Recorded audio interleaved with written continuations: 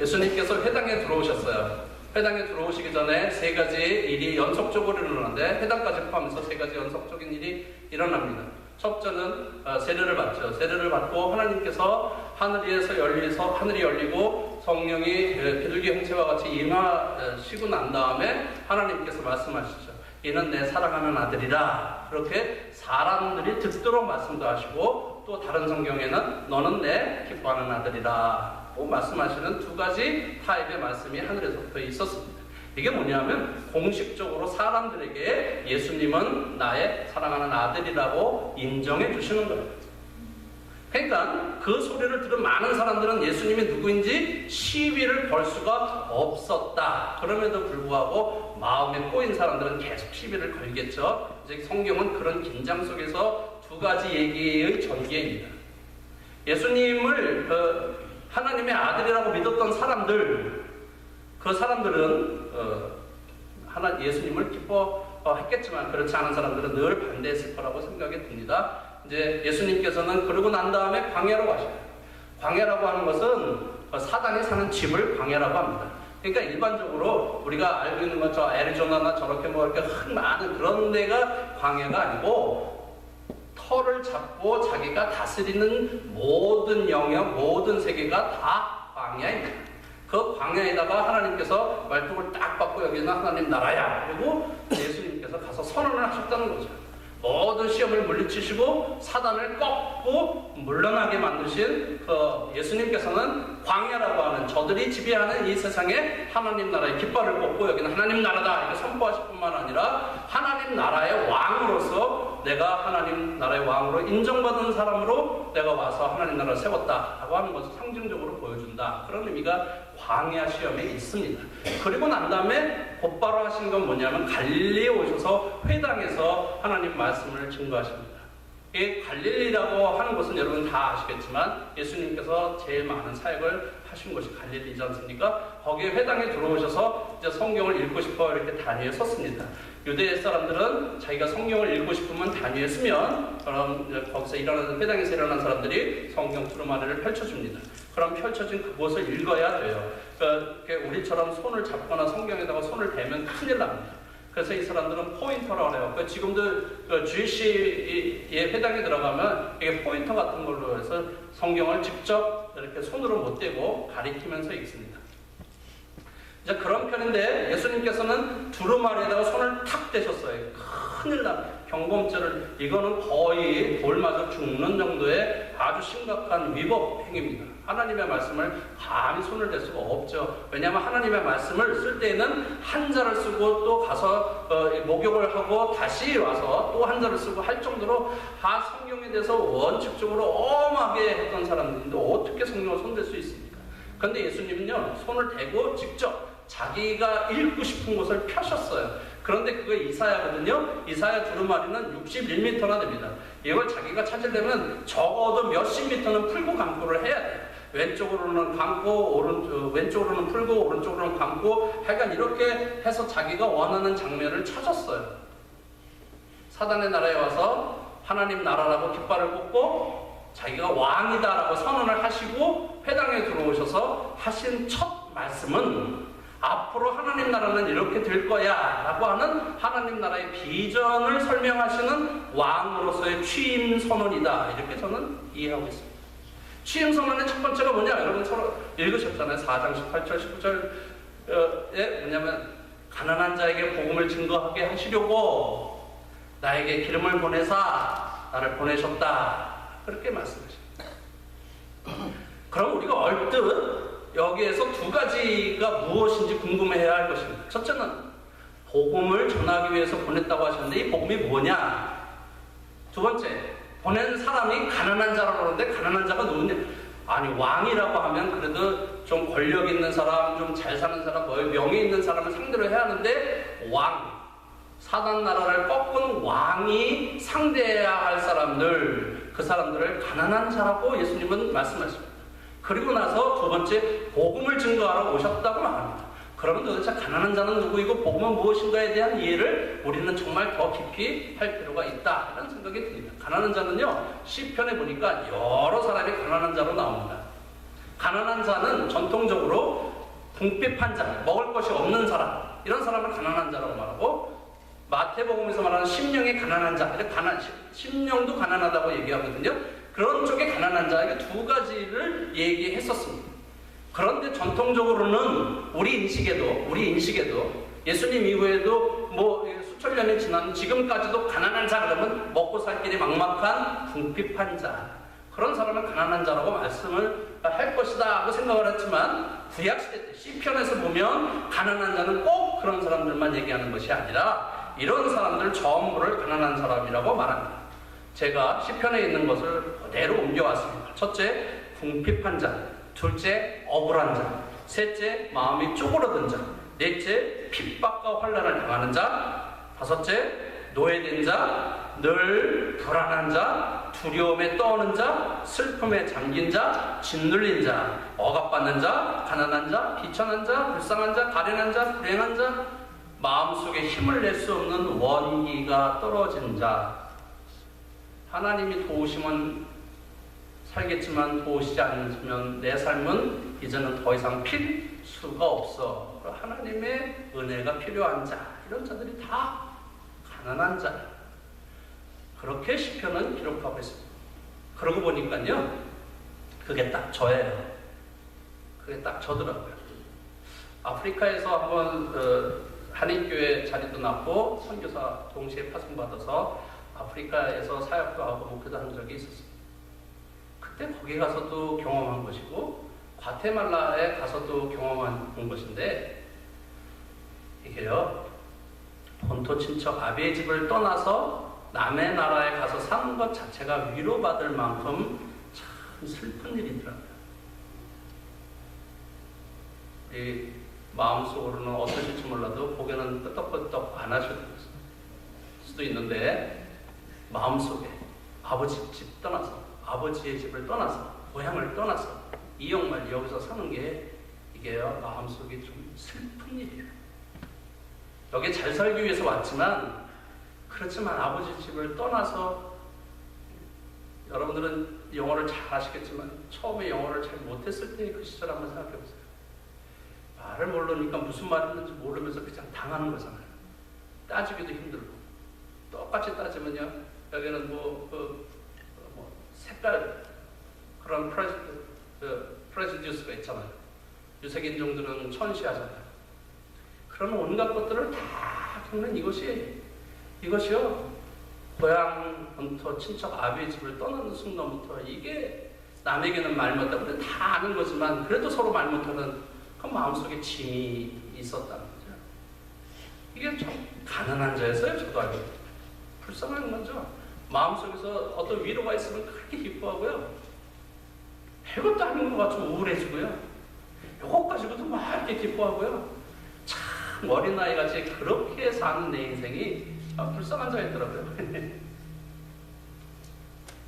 그런 불쌍한 자에게 예수님이 오셔서 복음이라고 하는 것을 전하셨다. 무슨 일이 일어나냐면, 복음에는요, 하나님에 대한 소개가 있어요. 복음은 원래 하나님에 대한 소개로부터 시작합니다.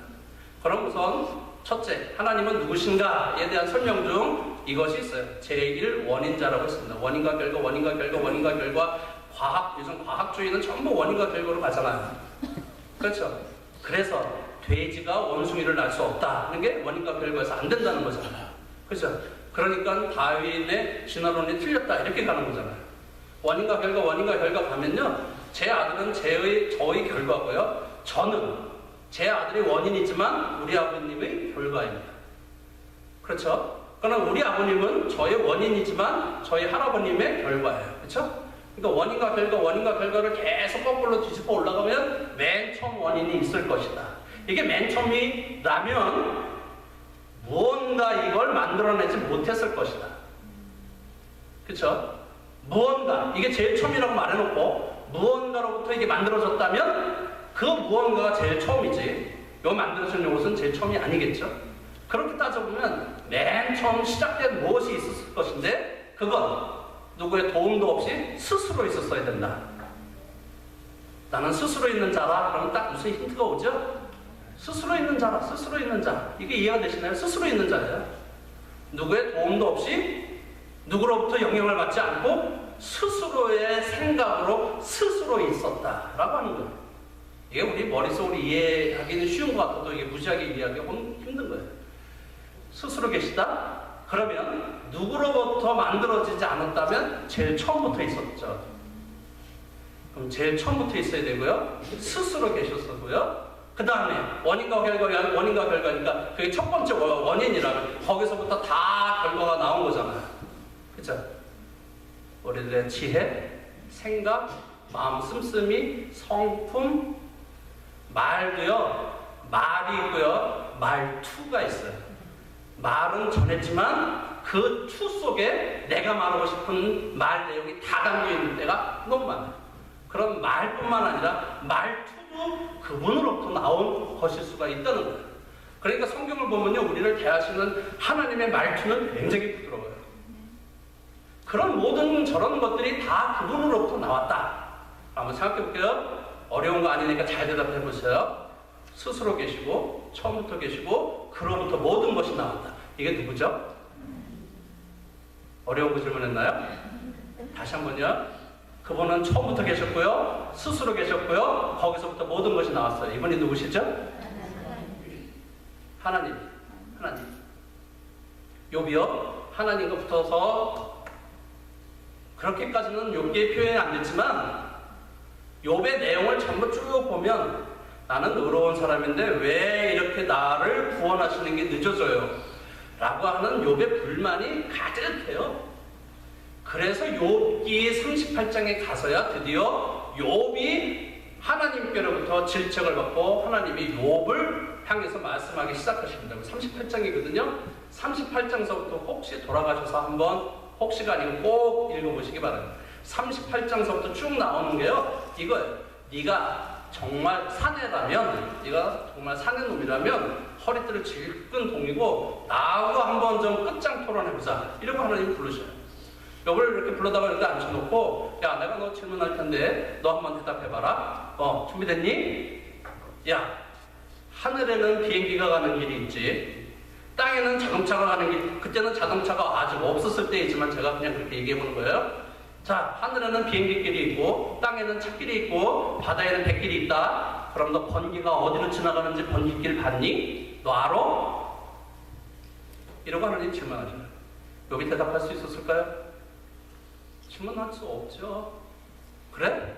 너 이슬은 누가 낳았니? 하나님이 질문하십니다.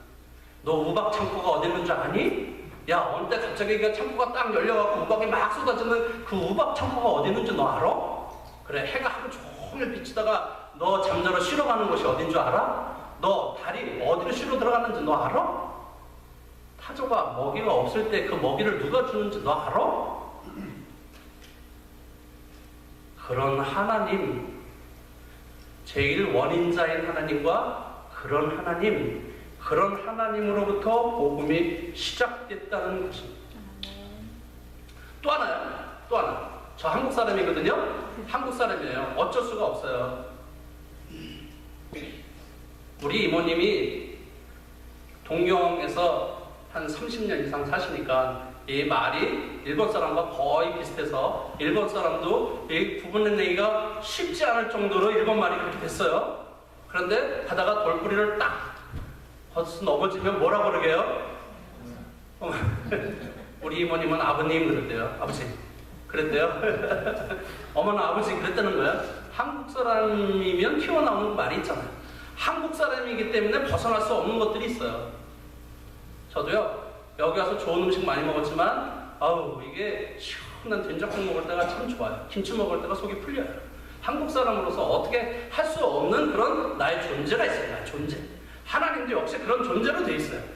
이상하죠? 이해가 안 되시죠? 하나님은요 영원하세요. 하나님은 순간만 계실 수가 없어요. 순간만 있으면 그건 하나님이 아니세요. 하나님은 영원히 계셔요. 하나님에겐 요만큼만 있어서 다 쓰다가 떨어지는 건전지가 아니에요. 그리고 또 채워야 할 건전지도 아닙니다. 하나님은 써도 지금 현재 이 지구상에 있는 60억이 다 큰 사랑이 필요해서 동시에 하나님께로부터 하나님은 그런 사랑을 갖고 계시는데 그것을 충만이라고 하고 무궁이라고 부른다. 변하지 않으세요. 나를 사랑하시겠다고 작정하시면 그걸 이렇게 저렇게 그러지 않아요. 던덕거리지 않습니다. 다시요. 하나님에 대해서 아는 대로 말씀해 보세요. 그리고 칠판에 대해서 쭉 쓰면 하나님은 사랑이시라 사랑 적었어요. 하나님 지혜로우시다 지혜 적었어요. 그다음 하나님은 뭐 신실하시다, 하나님은 오래 참으시다, 하나님 긍휼의 하나님이시다, 하나님은 전지하시다 다 썼어요. 이게요. 이게 하나님의 존재를 넘어설 수 없는 거예요. 무슨 말이냐면 하나님의 자비로우심, 하나님의 긍휼로우심은요. 긍휼하심은 영원하고 무궁하고 변하지 않는 거예요. 나에게 베푸신 하나님의 사랑은 영원하고 무궁하고 한두 끝도 없고 변하지 않는다는 거예요. 이 하나님으로부터 시작하는 게 복음이라는 거죠. 모든 것의 시작일 뿐만 아니라 그렇게 나에게 한번 빛을 비추시면 그 빛이 영원하고 무궁하고 불변한, 그리고 욥에게 설명하셨던 그 하나님, 그 하나님이 예수 그리스도로 말미암아 쪼그라붙은 내 영혼에 오셔서 나를 하나님에게 소개하고 하나님을 나에게 소개하면 내 영혼이 바뀐다는 거죠. 이게요, 제가 경험했거든요. 제가 경험했거든요. 저는 진짜 어렸을 때 무지막지한 데서 살았어요. 우리 어머니, 우리 아버님 진짜 징그럽게 저희를 키우셨어요. 욕하는 게 아니고요. 그랬어요. 저도 공부 잘했을 때는요, 7등을 했어요. 7등. 다 해보셨죠? 제가 말하는 게 반등수일까요? 아니요. 그러면 전교등수일까요? 그럼 조금 놀라시죠? 저는 전국 7등을 한 사람이에요. 전국 7등을 했는데 생각해보세요. 우리 아버님은 동경에서 법대 나오신 분이고 우리 어머니는 여기 이대 나오셨고요. 우리 이모들도 다 서울대고요. 우리 이모부들도 다 서울대인데 7등 명함도 다 해봤어. 칭찬받지 못한 데서 살았어요. 칭찬이 매우 인색한 데서 살았어요. 그러니까 눈치가 밝더라고요. 뭔가 자꾸 칭찬받기 위해서 내가 원하지 않는 행동을 하게 되고요. 그런 아주 어렸을 때는 그런 정말 지금도 그 어렸을 때 생각을 하면 어떻게 살았는지 기억이 별로 없어요. 머릿속에. 그냥 그렇게 살아온 것 같아요. 제가 자랑하는 게 아니고요. 제 마음속에 고통이 있었다는 것을 말씀드리는 것뿐이에요. 그런데요. 그런 하나님이 저를 딱 만나주시는 순간 얼마나 울었는지 알아요. 그렇게 고마울 수가 없었어요. 그렇게 감사할 수가 없었어요. 구주를 생각만 해도 내 맘이 좋거든.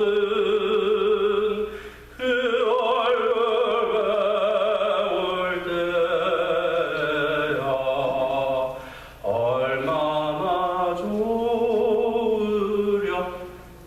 이게 좋은 거예요. 좋은 거.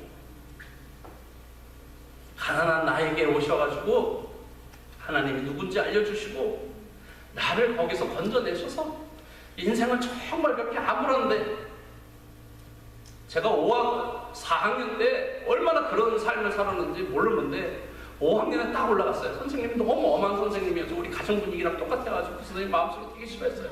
5학년 딱 올라가는데요. 첫 번째 제 시험이 전교 1등이에요. 내가 그런 줄 몰랐어요. 그렇게 눌리고 살았어요. 그런데요, 그 하나님이 저에게 딱 오셔가지고 저를 만들어주시고 위로하시고 토닥거려 주시면서 내가 내 아버지 되기로 했다. 너는 내 아들이 되라. 나는 내 하나님이 되고 너희는 내 백성이 되라가 창세기 1장 1절서부터 요한일서 끝까지가 하나님이 우리에게 말씀하시는 거예요. 나는 내 하나님이 되고 너희는 내 백성이 되게 하겠다. 욥에게 말씀하신 야, 번기가 지나가는 길 너 알아? 너 알면 나한테 얘기해봐. 그렇게 말씀하실 수 있는 분이 영원하고 무궁하고 불변하신 그 하나님이 내 안에 오셔서 내 영혼을 뒤집어 놨을 때 이게 천지가 개벽하고 눈이 띄있는데요. 그렇게 삶이 좋을 수가 없어요. 본토 친척 아비의 집을 떠났어도요. 그 생각만 하면 제가 괜히 실실 웃음이 나오고 미친놈처럼 그렇게 웃음이 나와요. 그게 좋은 걸요. 그게 복음이잖아요. 내 영혼이 살아났어요. 내 영혼이 살아났어요. 그 복음으로 말미암아 내 영혼이 살아났어요. 그러고 보니까 하나님은 빛 대신 하나님이시라고 요한복음에 말씀하잖아요. 내 영혼을 향해서 하나님이 빛이 되어 주셨어요. 그러므로 깜깜했던 내 인생이 빛으로 바뀌기 시작하는데요. 빛은요, 이렇게 손에다가 가두어도 요 속에다가 물을 가두면 물이 빠져나갈까요? 안 빠져나갈까요? 빠져나가요. 그런 것처럼 빛도 새나가요. 내가 아무리 꼭 껴안아도 내 안에서 역사하시는 하나님의 빛이 세상을 향해서 비춰지기 시작하는 거예요. 제가 잘했다고 자랑질하는 게 아니라 그게 생명이에요. 그게 생명. 그게 생명이에요. 생명은 어느 곳에 가든지 죽은 것을 살아나게 하고 풍요롭게 하고 거기에서 또 다른 생명의 씨를 만들어 그 씨를 퍼뜨리게 하는 것이 생명이에요. 마지막 거기를 봤지만 뻘건 흙을 잔디가 많은 땅으로 바꿔놓는 것이 생명입니다. 그 생명은요, 내가 하는 게 아니에요. 하나님이 하십니다. 그 하나님이 그렇게 내 영혼에 들어오셔서 빛으로 만드신 다음에 내 안에서부터 빛이 새나가게 하시고 주변으로 빛이 자꾸만 옮겨지게 하시는. 많은 사람들이 복음 그러면 개인 구원, 내 기쁨 여기로만 끝났는데 그렇지 않습니다. 구원이란 나로 말미암아 내 안에 빛을 비춰주신 그 빛이 나를 뚫고 나가 다시 내 영혼을 향해서 비출 수 있게 하는 것이 복음이더라고요. 그것이 생명이고요. 절대 멈춰지지 않고요. 멈출 수도 없고요. 멈춰지지도 않고요. 이건 계속되고요. 이건 더욱더 풍성해지고요. 그것이 복음이라는 것입니다. 어떻게 살았던지 간에 슬픔 많은 삶, 고통 많은 삶, 또 어떤 분은 기쁜 삶, 저런 삶 다 있을 수 있지만 그리스도 안에서는 다 가난한 자로서 그분의 은혜가 우리 안에 들어오면 우리는요, 너무 기쁜 사람이 되고 내 안에 빛이 생기고 그 빛이 사람들에게 비춰질 때 나는 빛으로 사용되었다라고 하는 그 감격으로 사는 것, 이것이 복음. 목사님 하나만 더 끝나겠습니다. 옛날에는 기도원 같은 데 가면은 이게 다 수세식이 아니고 퍼세식이었어요. 그래서 다 퍼냈잖아요. 그죠? 근데 저는 왜 이상한지 왜 이상한지 퍼세식 화장실을 보면 꼭 장갑을 가서 찾아요. 제가 달라고 그러지 않고 찾아요. 이렇게 대야 같은 데다가 가루비누 풀고 막대기에다가 이렇게 해서 이제 묻혀가지고 이제 소울 같은 걸로 이제 문지르고 그 다음에 손으로 다 닦아요. 참 닦는 사람도 있고 옆에다 묻히는 사람도 있더라고요. 근데 어쨌든 그 묻힌 걸 다 닦았어요. 그리고 나서 다 닦고 난 다음에 장갑을 벗고 저녁 식사 시간이 돼서 이렇게 기도했어요. 뭐 아셔요? 그 앞에 분은 앞에 뭐 아시는 것 같은데 이렇게 하니까요 냄새가 솔솔 올라오는데 보니까 미역국인데 미역하고는 전혀 상관없는 냄새가 손에서 나는 거예요. 그런데요 그게 좋았게요 싫었게요? 그것 때문에 엄청 울었어요. 하나님, 내가 무엇이건데 나 같은 것을 사용하셔서 저것 닦고도 이렇게 기쁨을 주십니다. 저것 닦고도 기쁨을 줄 뿐만 아니라 그런 사람이 내가 누군지 알 수가 없이 그냥 묻히고 간 사람들, 그 사람들을 위해서 내가 그런 작은 것이라도 봉사라고 한다고 하니 이게 하나님 나라에서 가끔 쉬었다고 한다 그러면 이것이 내가 얼마나 영광인지요. 악인의 궁정에 있는 것보다 하나님 나라 움직이로 있는 것이 좋사온데 하나님 이것이 얼마나 기쁜지요. 얼마나 그러는지 몰라요. 그것을요 언젠가 또 한 번 했는데 그 냄새가 서울역 노숙자하고 생활을 해본 적이 있어요. 이 사람들은요 자다가도 자기가 술 먹었는데 그걸 토했는데 자기 옷에다 다 토하잖아요. 이걸 자기가 자다가 토했는지 안 토했는지도 모르고 그냥 다녀요. 냄새가요 진짜 여러분 꼭 맡기를 원하시는 분들은 제가 저 서울역에다 이렇게 추천장 한번 써드릴게요. 꼭 가서 한번 냄새 맡아보세요. 진짜 힘들어요. 보통 정신으로는 맡기가 힘든데 그분들을 이렇게 꼭 껴안아주면서 나에게 비슷할 거거나 위로 보이면 형님 그러고 오늘 아침 드셨냐고 그렇게 하고 나보다 나이가 적은 사람은 오늘 힘내라고 한번 얘기해주고 그리고 껴안는데요 그 냄새가 저한테 묻었잖아요. 제 옷에다가요 제 옷에 묻었는데요 이게 얼마나 감사한지 몰라요. 이 냄새 별거 아니야. 껴안아주는 것이 그게 내가 너무 행복해요. 인생 살다 보니까요 이렇게 50년 몇십 년 사는 거 60년 사는 거 이게 별게 아니더라고요. 그거 가지고 그냥 싸우느라고 그냥 그것 때문에 인생 소비해 가면서 그것 때문에 그냥 목숨 걸고 그러고 지나왔던 것이 얼마인가. 복음은 그것이 아니에요. 내 안에서 그렇게 피는 꽃 보고 다시 내가 기뻐하는 그것이 복음일진데, 내가 별거 아닌 거 갖고 교회에서 싸우고 내 직장 가서 부딪히고 내 가정에서 폼 잡고 그러고 사는 것이 너무나 오히려 그것이 또 나를 불쌍하게 만들더라고요. 근데 그게 냄새가 너무 좋았어요. 보든지 말든지 펑펑 울면서 하나님 감사합니다. 내가 왜 껴안는지 몰랐는데 껴안고 보니까 그렇게 좋아요. 하나님. 저분도 제 마음에 전해져서 저 사람도 다른 사람을 껴안아서 기쁜 마음이 그 안에 좀 생겨지도록 역사해 주시옵소서. 복음의 능력은 그런 것이고요. 멈춰지지 않습니다. 변화받은 사람은요, 자기가 속해 있는 사회를 뒤집어 놓는 사람이 변화된 사람입니다. 그래서 우리 신학생들한테 가르칠 때 제일 먼저 가르치는 게 이것입니다. 니네가 변화됐는지 어떻게 아냐? 네가 속해 있는 교회가 너 때문에 변화됐어. 그럼 너는 변화된 사람이고, 아직도 멀어서 그럼 넌 조금 더 필요한 사람이야. 기도하겠습니다.